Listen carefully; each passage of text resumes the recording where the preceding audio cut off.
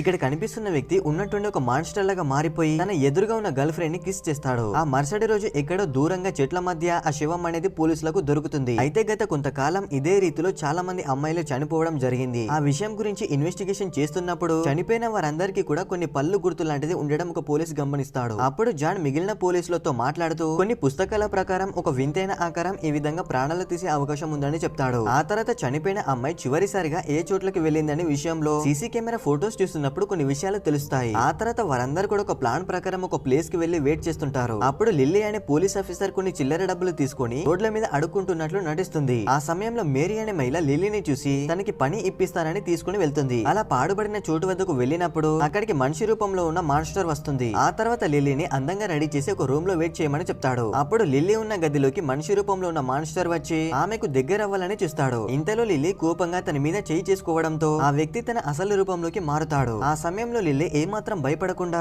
అతని మీద దాడి చేసి బయటకు వస్తుంది. అలా బయటకు వచ్చినప్పుడు అక్కడున్న అమ్మాయి కూడా మాన్స్టర్ లాగా మారిపోతుంది.